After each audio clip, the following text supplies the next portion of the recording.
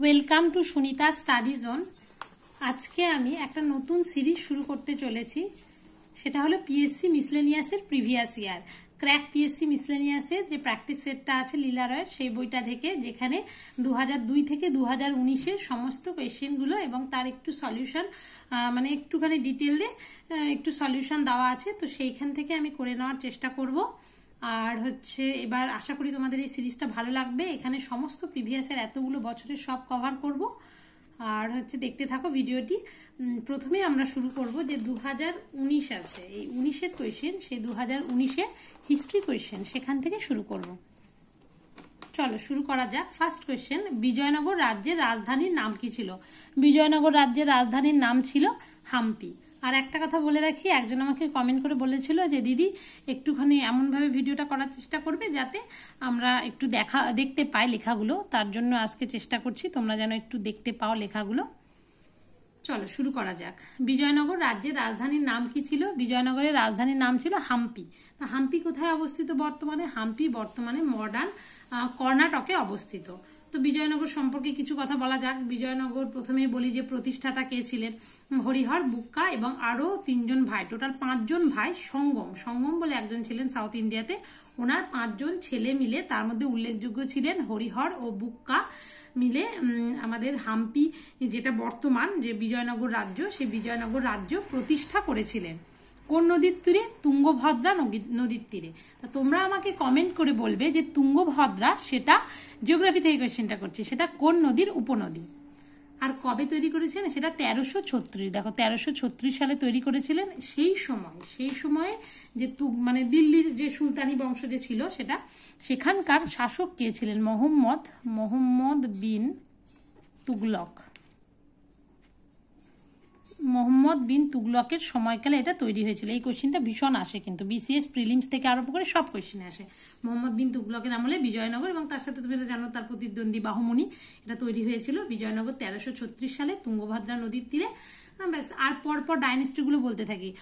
First হচ্ছে সঙ্গম dynasty, ওনাদের বাবার নাম অনুযায়ী সঙ্গম রেখেছিল, সঙ্গম। তারপর সেকেন্ড সালুফ, থার্ড হচ্ছে তুলুক, আর ফোর্থ আরাবিদু।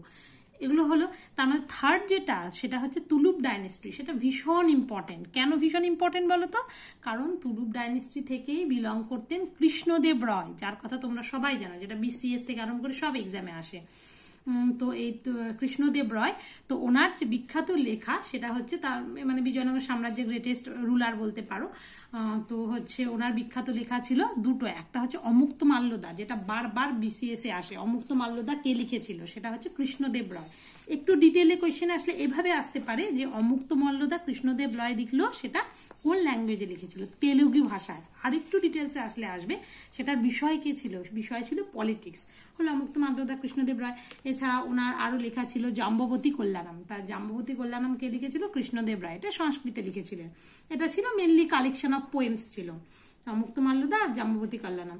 এছাড়াও কোন কোন টেম্পল, যেমন কৃষ্ণদেব রায় তৈরি ভিতল স্বামী টেম্পল, কৃষ্ণদেব রায়, হাজরা রামস্বামী টেম্পল, কৃষ্ণস্বামী টেম্পল, এই সমস্ত বিভিন্ন টেম্পলগুলো ওনার সময় তৈরি হয়েছিল। এছাড়া আরেকটা কোয়েশ্চেন যেটা বিসিএস এর ক্ষেত্রে খুব ইম্পর্টেন্ট, সেটা অষ্টদিগজস। অষ্টদিগজস কার কোর্টে ছিল? অষ্টদিগজস ছিল 8জন পণ্ডিত, হচ্ছে সেটা ছিল আমাদের কৃষ্ণদেব রায়ের কোর্টে। তার মধ্যে একজন মোস্ট ইম্পর্টেন্ট ছিল, তার নাম পেদ্দান ছিল মোস্ট ইম্পর্টেন্ট। তো ওই পেদ্দান যে ছিল, সেই পেদ্দান আমাদের তার লেখাটা, তাকে কি বলা হতো বলতো? অন্ধ্র কবিতা পিতামহ। এটা বিসিএস প্রিলির কোয়েশ্চেন। অন্ধ্র কবিতা পিতামহ বলা হতো পেদ্দানকে। চলো এরপরে আসি যায় হচ্ছে ব্যাটেল অফ তালিকোটাতে আছে। তালিকোটার যুদ্ধ কত? বিজয়নগর বাহুমনি মানেই ব্যাটেল অফ তালিকোটা। সেটা 1565 সালে হয়েছিল, এবং সেটা হচ্ছে বৃদ্ধ রাম রায় যে জেনারেল অফ সদাশিব রায় ছিল, এবং 4টা বাহুমনি কিংডম, বিজাপুর, গোলকুন্ডা, আহমেদনগর আর বেরার, এদের মধ্যে হয়েছিল। এবং এটার ফলে বিজয়নগর এবং বাহুমনিদের কনফ্লিক্ট যেটা ছিল, সেটা এন্ড হয়েছিল। এটা মেন হয়েছিল রায়চুর দোয়াব ক্যাপচারকে কেন্দ্র করে। তোমরা আমাকে বলবে জিওগ্রাফি থেকে কোশ্চেন, দোয়াব কথার অর্থ কি বোঝো? হলো রায়চুর দোয়াব কোন কোন নদীর মাঝে অবস্থিত? আরেকটা কোশ্চেন যেটা আসে, এটা বিসিএস প্রিলিমস এ এসেছে, সেটা হচ্ছে যে বিজয়নগরদের যে গোল্ড কয়েন, সেটাকে কি বলা হতো? গোল্ড কয়েন বলা হতো বরাহ বা প্যাগোডা। বিজয়নগরদের গোল্ড কয়েনের নাম বরাহ। হলো। আর এছাড়াও আরও অনেক ডিটেলসে বলতে গেলে অনেক কোয়েশ্চেন আছে, যেগুলো আমি পরবর্তীকালে তোমাদের সাথে ডিটেলসে যদি কখনো বিজয়নগর বাহমনি আলোচনা করি তখন অবশ্যই বলে দেব। এবার দেখো অপশানগুলো, সেটা হচ্ছে কাঞ্চিপুরম। কাঞ্চি সম্ভবত চোলদের ছিল, কাঞ্চিপুরম চোলদের ক্যাপিটাল। তা মাইসোরের ক্যাপিটাল মাইসোর ছিল। আর আইহোল প্রশস্তি, সমুদ্রগুপ্ত সভাকবি হরিসেন আইহোল প্রশস্তি তোমরা জানো। নেক্সট কোয়েশ্চেনে আসি, ভারতের জাতীয় পতাকার চূড়ান্ত রূপ দেন কোন শিল্পী? সেটা সবাই জানো, পিঙ্গালি ভেঙ্কাইয়া চূড়ান্ত রূপ দিয়েছিলেন, এটা তো জানো। কিন্তু অনেকেই এই বিষয়টা সম্পর্কে হয়তো অবগত নও যে পিঙ্গালি ভেঙ্কাইয়ার সাথে সাথে বদরুদ্দিন তায়েবজি এবং সুরিয়া তায়েবজি, বদরুদ্দিন তায়েবজির ওয়াইফ, ওনার বউয়ের নাম ছিল, স্ত্রীর নাম সুরিয়া তায়েবজি। উনি এখানে এক ওমেন যিনি এই ন্যাশনাল ফ্ল্যাগের ডিজাইনের সাথে যুক্ত ছিলেন, সুরিয়া তায়েবজি। আর বদরুদ্দিন তায়েবজি কে ছিল বলতো? First Muslim president of INC, যেটা বারবার আসে কোয়েশ্চেন, সেটা বদরুদ্দিন তায়েবজি ছিলেন হলো। আর হচ্ছে ন্যাশনাল ফ্ল্যাগ সম্পর্কে বলতে গেলে একটা যেটা কোয়েশ্চেনটা বারবার আসে, সেটা হলো কবে গৃহীত হয়েছিল, কনস্টিটিউয়েন্ট অ্যাসেম্বলি গ্রহণ করেছিল, গৃহীত হয়েছিল কনস্টিটিউয়েন্ট অ্যাসেম্বলির দ্বারা 22 জুলাই 1947। তাও 15 আগস্টে পতাকা তুলতে হবে, 15 আগস্ট 1947। তার আগেই নিশ্চয়ই আমাদের ফ্ল্যাগটা যেটা সেটাকে অ্যাডপ্ট করে নিতে হবে, তার জন্য জুলাই আগস্ট মানে 15 আগস্ট আমাদের স্বাধীনতা দিবস, তার আগের মাসে 22 জুলাই 1947 জাতীয় পতাকাটা গ্রহণ করা হলো। আর পিঙ্গালি ভেঙ্কাইয়া অন্ধ্রপ্রদেশের ছিল। এখানে অপশন অনুযায়ী সুরিয়া তায়েবজি নেই, তার জন্য পিঙ্গালি ভেঙ্কাইয়া হবে, ইনি মেন ছিলেন। এবারে নেক্সট কোয়েশ্চেনে আসা যাক, ঋগ্বেদে কোন যুদ্ধের কথা রয়েছে? ঋগ্বেদে দেখো কুরুক্ষেত্র, 100 রাজা, দেবসু না 10 রাজার যুদ্ধ। 10 রাজা মানে কি? একদিকে 10টা রাজা ছিল, আর একদিকে ভরত গোষ্ঠীভুক্ত রাজা সুদাসের সাথে 10 রাজার যুদ্ধ হয়েছে। তার যুদ্ধ আসে এই যে যুদ্ধটা, সেটা কোন নদীর তীরে হয়েছে? এটা ভীষণ ইম্পর্টেন্ট, রাভি নদীর তীরে হয়েছিল। বর্তমান রাভি, তাহলে রাভি নদীর আগের নাম কি ছিল? এটাও আসে। রাভি নদীর আগের নাম ছিল পুরুষানি বা রাভি নদীর তীরে এই যে 10 রাজার যুদ্ধ এটা হয়েছিল। এটা কোথায় উল্লেখ করা আছে? ঋগ্বেদে যে মন্ডলগুলো আছে, কোন মন্ডলে কি আছে, এটা কিন্তু ভীষণ ইম্পর্টেন্ট, পড়তে হবে। 7th মন্ডলে 10 রাজার যুদ্ধের কথা বলা হয়েছে। এবার ঋগ্বেদিক পিরিয়ড সম্পর্কে আছে। ঋগ্বেদিক পিরিয়ড কত থেকে? 1500 থেকে 1000 BC, 1500 থেকে 1000। আর তারপর ল্যাটার বেদিক পিরিয়ড কত হলো? 1000 থেকে 600 BC। এরকম ঋগ্বেদিক সম্পর্কে অনেক কোয়েশ্চেন আসে। এবার নেক্সট কোয়েশ্চেন আমরা আলোচনা করি, সেটা হচ্ছে সিন্ধু সভ্যতার কোন নগরীতে বৃহত্তম শিলালেখ মানে লার্জেস্ট ইনস্ক্রিপশন পাওয়া যায়? ইনস্ক্রিপশন মানে ইনস্ক্রিপশন, সাইনবোর্ড সবকিছু ধোলাভিরা কোথায় অবস্থিত? কোন রাজ্যে? কাচ্ছ, গুজরাটের কাচ্চে অবস্থিত ধোলাভিরা হলো। ধোলাভিরা সম্পর্কে বলতে গেলে water management system, canal, largest মানে রিজার্ভার, ওয়াটার রিলেটেড সবকিছু ধোলাভিরাতে মনে রাখবে। লেটেস্ট ইউনেস্কো ওয়ার্ল্ড হেরিটেজ লিস্টে এরকমও মানে ধোলাভিরা হয়তো স্থান পেয়েছে। আর তার সাথে কি আছে ধোলাভিরা সম্পর্কে পড়তে গেলেই তো মানে এটাই বারবার আমি দেখেছি যে তোমার ধোলাভিরাটা কোথায় অবস্থিত, এই সাথে গুজরাটে আর কি কি সাইট অবস্থিত ধোলাভিরার সাথে সাথে, সেই জিনিসগুলো ভালো মতো পড়তে হবে। যেমন ধোলাভিরা অবস্থিত গুজরাটে, তারপরে সুরকাটোটা সেটা হচ্ছে গুজরাটের কাচ্ছ রিজনে অবস্থিত। এটা এসেছিল লাস্ট মানে একবার BCS যে এই দুটো গুজরাটের কাচ্ছ রিজনে অবস্থিত, সুরকাটোটা আর ধোলাভিরা। এই তো। আর হচ্ছে যদি বলা হয় যে স্টেডিয়াম পাওয়া গেছে কোথায়, সেটা হচ্ছে ধোলাভিরা। তারপরে এভিডেন্স অফ তো বললাম, সাইনবোর্ড, ইনস্ক্রিপশন, সেটাও এখানে অবস্থিত। ব্যাস। আর কিছু বলে দেখো, কালীবঙ্গান বললে আমাদের মনে হয় ঘর ঘর হাকরা রিভার। কালীবঙ্গান ঘর ঘর হাকরা রিভার কোথায়? কালীবঙ্গান রাজস্থান। এবারে ব্ল্যাক বেঙ্গল কালীবঙ্গাল, সেটা হচ্ছে Kalibangan. Bones of Camel Kalibangan. এভাবে মনে রাখো। Fire alter Kalibangan. আর যেটা হচ্ছে ঘর ঘর হাকরা, যেটা সরস্বতী লস্ট রিভার আমাদের। আর কালীবঙ্গান সম্পর্কে যেটা সবচেয়ে বেশি আসে সেটা হলো যে oldest plough field in India, সেটা প্লাউ ফিল্ড, তার নির্দেশন কোথায় পাওয়া গেছে? সেটা কালীবঙ্গানে পাওয়া গেছে। আর হরপ্পা তোমরা সবাই জানো 1921 সালে দয়ারাম সাহানি হরপ্পা, যেটা IVCর ফার্স্ট সাইট আবিষ্কৃত হয়েছিল, সেটাই হরপ্পা। তার জন্যই তো আমরা সিন্ধু সভ্যতাকে অনেক হরপ্পা সভ্যতা কেন বলি? কারণ সিন্ধু সভ্যতা আমাদের প্রথম আবিষ্কৃত সাইট ছিল হরপ্পা, তাই একে হরপ্পা সভ্যতা বলি। 1921 সিন্ধুই কেন নাম হয়েছে? সবকিছুর পেছনেই কারণ, দেখেন সিন্ধু নদীর তীরে, তার জন্য হরপ্পা তো দয়ারাম সাহানি বললাম।